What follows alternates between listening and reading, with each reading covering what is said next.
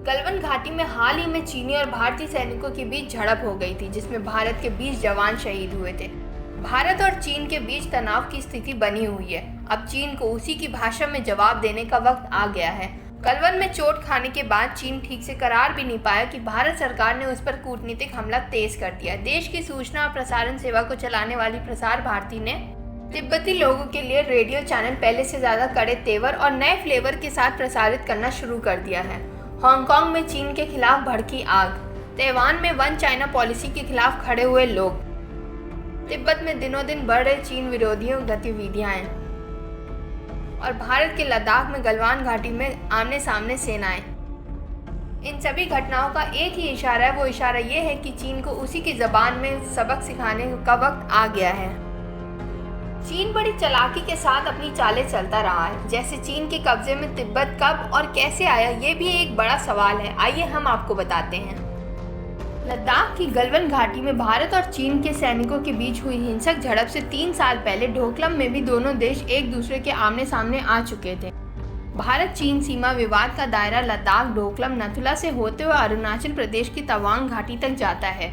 अरुणाचल प्रदेश के तवांग इलाके पर चीन की निगाहें हमेशा से रही हैं। वो तवांग को तिब्बत का हिस्सा मानता है और कहता है कि तवांग और तिब्बत में काफ़ी ज़्यादा सांस्कृतिक समानता है। तवांग बौद्धों का प्रमुख धर्मस्थल भी है। दलाई लामा ने जब तवांग की मॉनेस्ट्री का दौरा किया था, तब भी चीन ने इसका काफ़ी विरोध किया था।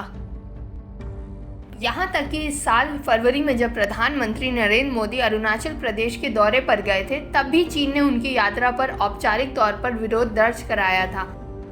चीन तिब्बत के साथ अरुणाचल प्रदेश पर भी दावा करता है और इसे दक्षिणी तिब्बत भी कहता है। तिब्बत को चीन ने साल 1951 में अपने नियंत्रण में ले लिया था, जबकि साल 1938 में खींची गई मैकमोहन लाइन के मुताबिक अरुणाचल प्रदेश भारत का हिस्सा है। चीन का कहना है कि इस इलाके पर सदियों से उसकी संप्रभुता रही है, जबकि बहुत से तिब्बती लोग अपनी वफादारी अपने निर्वासित आध्यात्मिक नेता दलाई लामा के प्रति रखते हैं। लेकिन साल 1950 में चीन ने इस इलाके पर अपना झंडा लहराने के लिए हजारों की संख्या में सैनिक भेज दिए थे। तिब्बत के कुछ इलाकों को स्वतंत्र शासी क्षेत्र में बदल दिया गया और बाकी इलाकों को इससे लगने वाले चीनी प्रांतों में मिला दिया गया।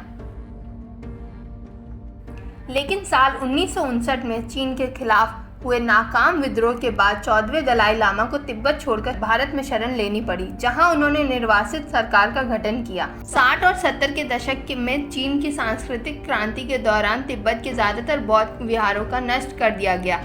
माना जाता है कि दमन और सैनिक शासन के दौरान हजारों तिब्बतियों की जानें गई थीं। चीन और तिब्बत के बीच विवाद तिब्बत की कानूनी स्थिति को लेकर है। चीन कहता है कि तिब्बत 13वीं शताब्दी के मध्य से चीन का हिस्सा रहा है, लेकिन तिब्बतियों का कहना है कि तिब्बत कई शताब्दियों तक एक स्वतंत्र राज्य था और चीन का उस पर निरंतर अधिकार नहीं रहा है।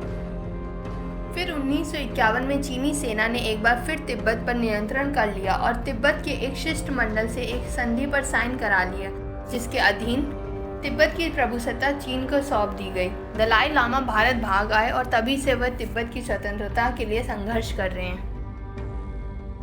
क्या सच में तिब्बत चीन का हिस्सा है? चीन तिब्बत संबंधों से जुड़े कई सवाल हैं जो लोगों के मन में अक्सर आते हैं, जैसे कि क्या तिब्बत चीन का हिस्सा है? चीन के नियंत्रण में आने से पहले तिब्बत कैसा था और इसके बाद क्या बदल गया? तिब्बत की निर्वासित सरकार का कहना है कि इस बात पर कोई विवाद नहीं है कि इतिहास के अलग अलग कालखंडों में तिब्बत विभिन्न विदेशी शक्तियों के प्रभाव में रहा था। सभी की तिब्बत के इतिहास में कुछ भूमिकाएं रही हैं, लेकिन इतिहास के दूसरे कालखंडों में वो तिब्बत था जिसने अपने पड़ोसियों पर ताकत और प्रभाव का इस्तेमाल किया, और इन पड़ोसियों में चीन भी शामिल था। दुनिया में आज कोई ऐसा देश खोजना मुश्किल है जिस पर इतिहास के किसी दौर में किसी विदेशी ताकत का प्रभाव ना रहा हो। तिब्बत के मामले में विदेशी प्रभाव या दखलअंदाजी तुलनात्मक रूप से बहुत ही सीमित समय के लिए रही थी। लेकिन चीन का कहना है कि 700 साल से भी ज्यादा समय से तिब्बत पर चीन की संप्रभुता रही है। तिब्बत कभी भी एक स्वतंत्र देश नहीं रहा है। दुनिया के किसी भी देश ने कभी भी तिब्बत को एक स्वतंत्र देश के रूप में मान्यता नहीं दी है। साल 2003 के जून महीने में भारत ने यह आधिकारिक रूप से मान लिया था कि तिब्बत चीन का हिस्सा है। चीन के राष्ट्रपति जियांग जेमिन के साथ तत्कालीन प्रधानमंत्री अटल बिहारी वाजपेयी की मुलाकात के बाद भारत ने पहली बार तिब्बत को चीन का अंग मान लिया था। हालांकि तब ये कहा गया था कि यह मान्यता परोक्ष ही है, लेकिन दोनों देशों के बीच रिश्तों में इसे एक महत्वपूर्ण कदम के तौर पर देखा गया था। इस वार्ता के बाद चीन ने भी भारत के साथ सिक्किम के रास्ते व्यापार करने की शर्त मान ली थी। तब इस कदम को कुछ यूं देखा गया था कि चीन ने भी सिक्किम को भारत के हिस्से के रूप में स्वीकार कर लिया है। भारतीय अधिकारियों ने उस वक्त ये कहा था कि भारत ने पूरे तिब्बत को मान्यता नहीं दी है, जो कि चीन का एक बड़ा हिस्सा है, बल्कि भारत ने उस हिस्से को मान्यता दी है जिसे स्वतंत्र तिब्बत क्षेत्र माना जाता है। Video desk newstrack.com